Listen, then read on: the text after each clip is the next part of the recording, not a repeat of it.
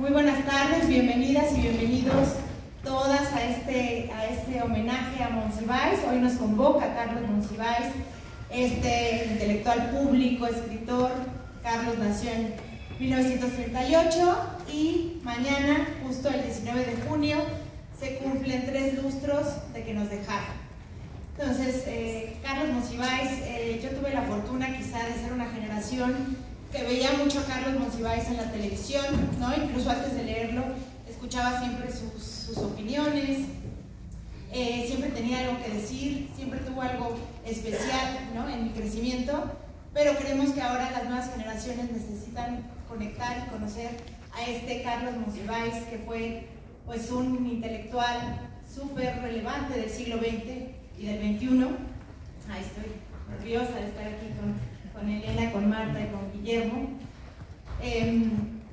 Y justo Carlos, que fue pues un defensor de las causas, de los derechos LGBT, de los derechos de los animales, a favor del aborto, causas que en su momento pues dieron mucha batalla, de lo cual Marta sabe mejor que nadie, Elena.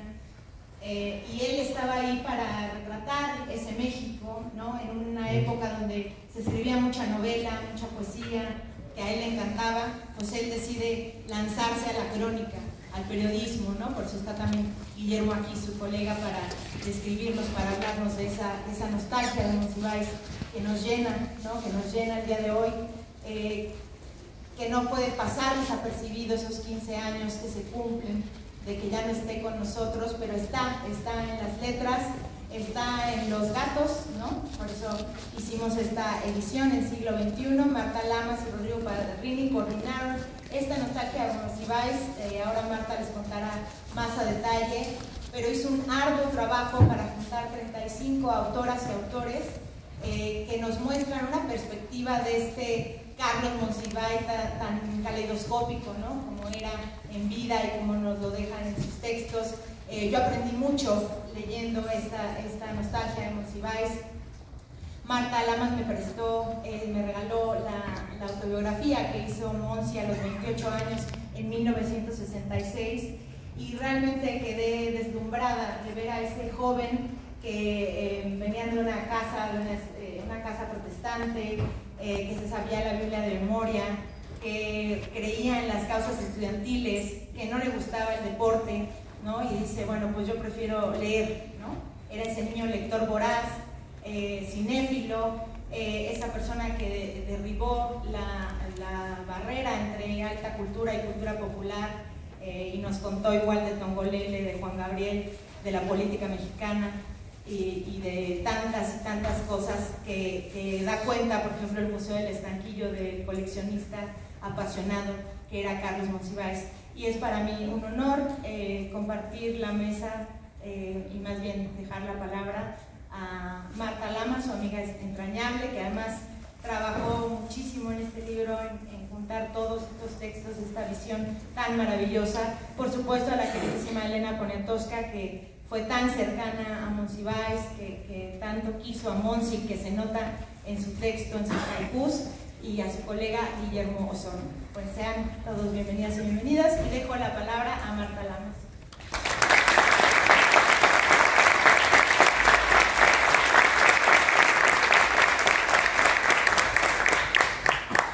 Muchas gracias a Alejandra de la Paz y a todo su equipo de Bellas Artes por ofrecernos la querida sala Manuel M. Ponce para este encuentro nostálgico.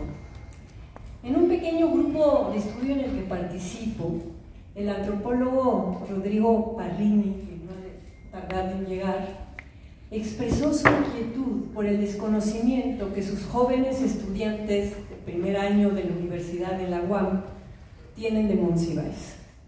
Entonces nos propusimos armar un compendio de recuerdos que mostrara facetas del personaje y así propiciar el interés por su figura y que eso los incitara a leer sus textos. No sé si los jóvenes que Rodrigo tenía en mente van a leer este libro, pero los 36 recuerdos, miradas y reflexiones de variadas personas, algunas que lo conocieron muy al principio de su carrera, otras que lo acompañaron en sus batallas y unas pocas más que no lo conocieron, solamente lo leyeron, nunca lo trataron. Estas personas impulsan a leerlo. Obvio que en esta compilación faltan muchas personas, incluso viejas amistades, y seguro hay quienes lamentan no haber sido incluidas. Lo siento, pero tal vez esas ausencias se vuelvan la materia de un segundo libro, incluso de muchos más. Si algo queda, luego de leer estos 36 autores, es que había muchos Monsiváis y que la obra y la figura de Carlos da para mucho. Pepe Woldenberg dice, por ejemplo, que cada quien tiene a su Carlos Monsiváis y que se lo puede observar como un caleidoscopio que al rotarlo va modificando sus figuras. Imposible dar cuenta aquí hoy de todos esos Monsiváis y de los recuerdos conmovedores y las anécdotas divertidas, por lo cual en esta primera presentación, por cierto se pospone la de mañana en el Senado, no se cancela, se pospone, digo por si alguien pensaba ir también. En esta primera presentación yo lo que voy a tratar es de esbozar 5 temas que aparecen y se repiten recurrentemente en los distintos textos. 5 facetas de Carlos. Y lo voy a hacer mezclando mis palabras con las palabras de Alejandro Brito, del Fisgón, de Rolando Cordera, de Gerardo Villamil y de Pepe Woldenberg. Y cuando aviso que las voy a mezclar es para que no piensen que los estoy plagiando, sino simplemente es un préstamo para no estar citando cada vez y dice fulanito y dice fulanito, y hacer más fluido el texto.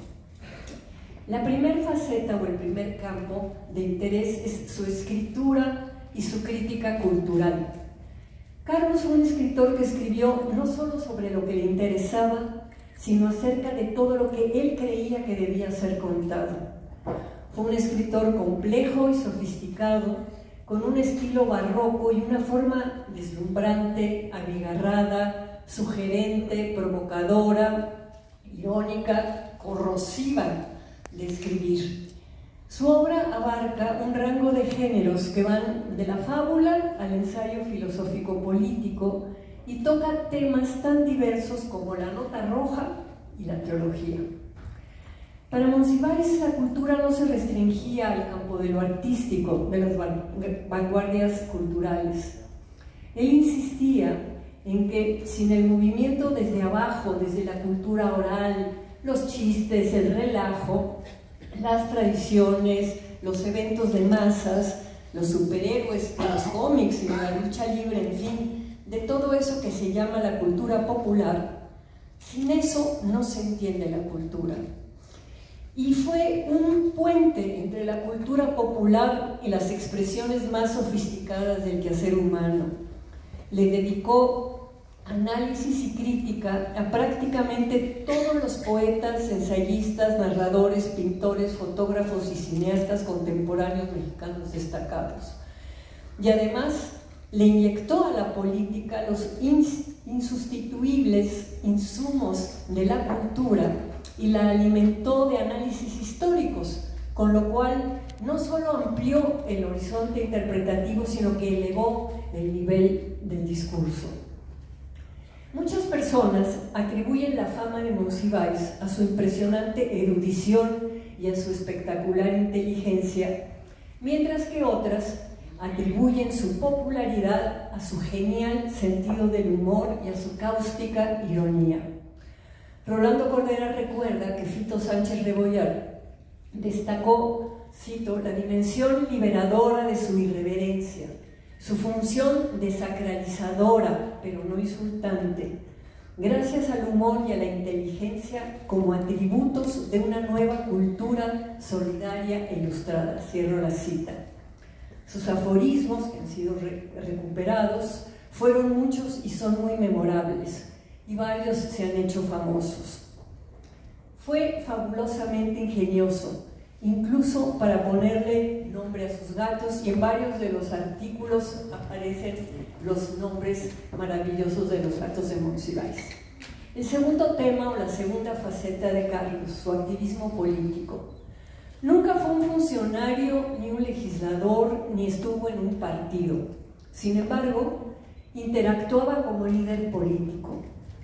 Hombre de izquierda, fue de los primeros críticos del socialismo realmente existente, incluyendo al régimen cubano. Criticó la imposición de unanimidades forzadas, la cerrazón ante la crítica y la censura. Su pulsión libertaria lo convirtió en una figura sobresaliente de la izquierda democrática.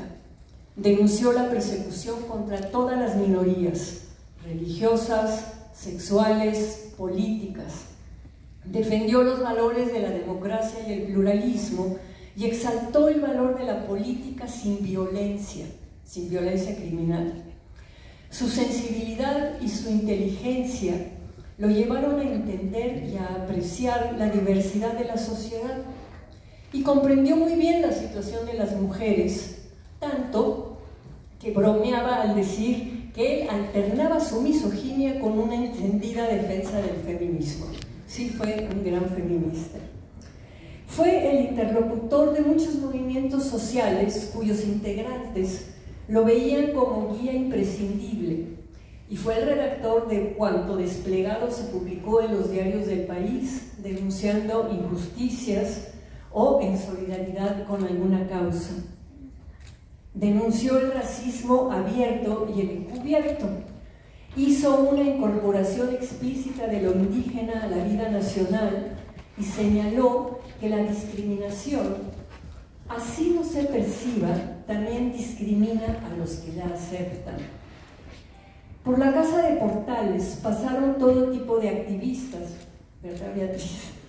No solo feministas y gays, sino incluso grupos marginales situados al filo de la ilegalidad. Lo buscaban defensores de derechos humanos y también de derechos de los animales, pues además de su pasión por los gatos, Carlos se preocupaba por todos los animales maltratados, hambrientos y abandonados. Él, que no toleraba la injusticia, consideraba que una de las expresiones más aberrantes de la violencia era el despiadado encarnizamiento humano contra los animales, y fue el primer intelectual que incluyó la demanda de protección contra la crueldad de los animales en la agenda democrática. Su congruencia lo llevó más allá de solamente repudiar la crueldad y se hizo vegetariano, aunque no trató de convencer a los demás de serlo. Documentó y tomó partido en la disputa por la nación entre liberales y conservadores, esa batalla ideológica y cultural cíclica que se mantiene viva en nuestro país desde el siglo XIX hasta pleno siglo XXI. Gran defensor del Estado laico, sabía que era una tarea civilizatoria tratar de mantener escindidas las esferas de la fe y las de la política, las de la religión y la política pública. Carlos se asumió como parte de una izquierda pacifista, civilista y de resistencia crítica que privilegia la toma del poder por métodos democráticos, pacíficos, antiautoritarios e incluyentes. Estaba convencido de que no hay democracia sin una ciudadanía diversa, divergente, con capacidad de indignación y vacunada para evitar que se burocratice el alma. Y, como dice Genaro Villamil, fue un precursor del pensamiento y de los ejes de la Cuarta Transformación. Tercer faceta o tercer explicación. Fue un estímulo, un maestro y un mentor. Carlos Monsiváis era en sí mismo un gran estímulo para quienes lo tratábamos. Fue un gran mentor y su conocimiento lo convirtió en una fuente inagotable de sugerencias de libros, películas, exposiciones, conciertos. Nos decía que había que leer, que había que ver, que había que escuchar. Fue un maestro que animó proyectos periodísticos e intelectuales tan importantes como el Suplemento de la Cultura en México, el 1+1, La Jornada, Nexos, Proceso, debate feminista y un gran número de suplementos culturales. Era muy curioso y desplegaba una erudición apantallante. Mantenía un enjambre de relaciones y sus informantes, que habitaban los disparejos mundos que componen nuestro país, le ofrecían una visión panorámica y detallada de muchas cosas que estaban pasando simultáneamente. Le encantaba el chisme y chismeaba con algunas personas aquí, como Raquel Cerú, que está presente. Y así como se nutría de diversas fuentes de información, las figuras políticas de diverso signo lo respetaban y acudían a su llamado. Diseminaba sus pasiones literarias, musicales y cinematográficas entre sus amistades. Respecto a las películas y las series, fue un archivo de anécdotas y de chismes. Competía con expertos como Emilio García Herrera, ¿verdad?, recordando nombres de los repartos, pero no solo del director o de las estrellas, sino incluso de los actores secundarios, o del fotógrafo, o del escenógrafo, o el músico. Carlos entendió muy temprano que la cultura audiovisual estaba transformando nuestro mundo. Además, era un melómano heterodoxo, disfrutaba todo tipo de música y se sabía cientos de canciones de memorias.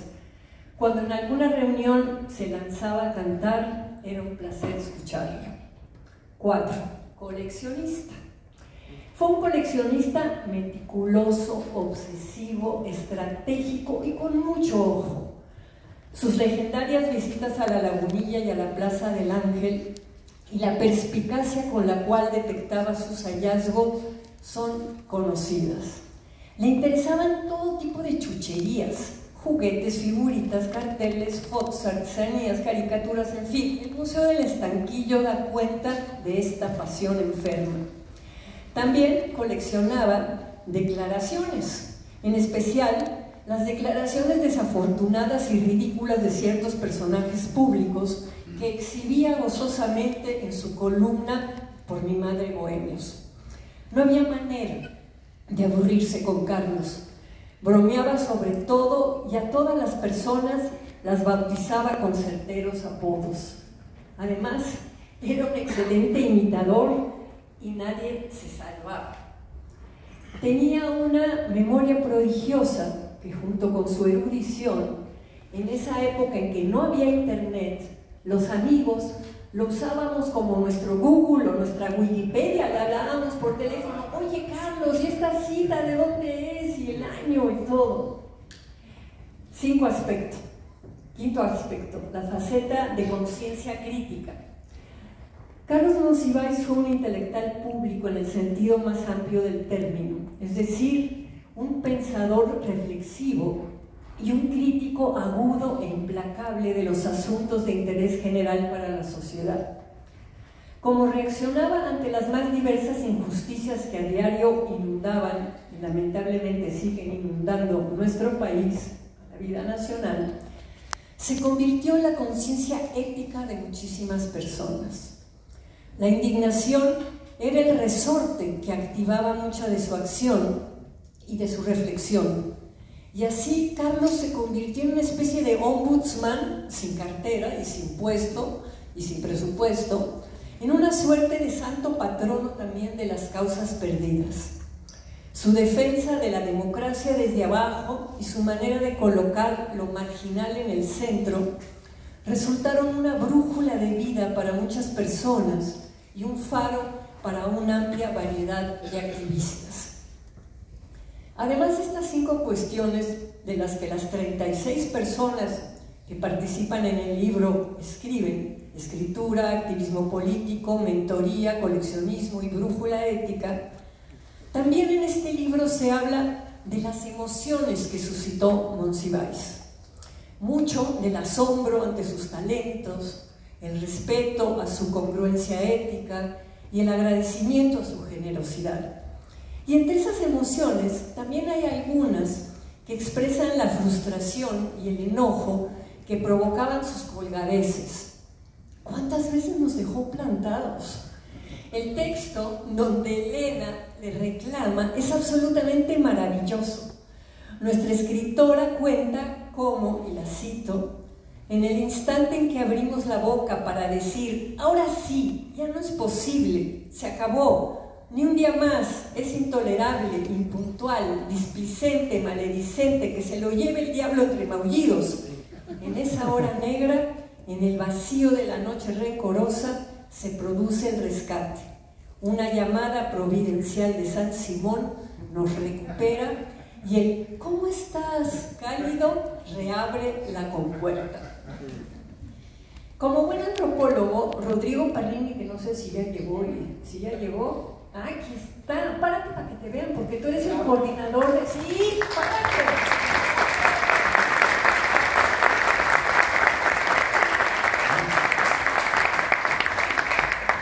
Como buen antropólogo, llegó tarde, que los antropólogos, Rodrigo Parrini ve a Monsiváis como un tótem que reúne a las tribus ilustradas de México, antes de que se conformaran y después de su dispersión.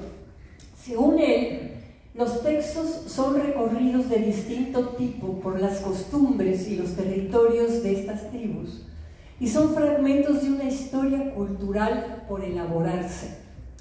Rodrigo piensa que estas nostalgias nos muestran la singularidad radical de Carlos y considera que este libro, aunque supone un caos de referencias y experiencias, funciona mejor que una biografía. A ver qué piensa Guillermo Solo, que está haciendo una biografía, pues nos posiciona ante los múltiples reflejos de Carlos y los efectos que él ha provocado y provocado.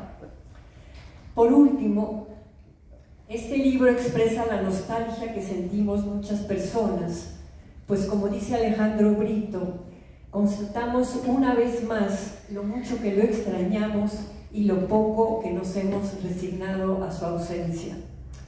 Rodrigo y yo agradecemos la generosidad de quienes enviaron sus textos y hemos decidido que las regalías se vayan íntegramente a la Asociación Cultural El Estanquillo. Hemos tenido la suerte de que Rocío Martínez Velázquez sea nuestra editora y su entusiasmo ha sido parte de la felicidad de armar esta compilación. A ella y a todo el equipo de Siglo XXI, Antonio aquí adelante, les damos nuestras más sentidas gracias.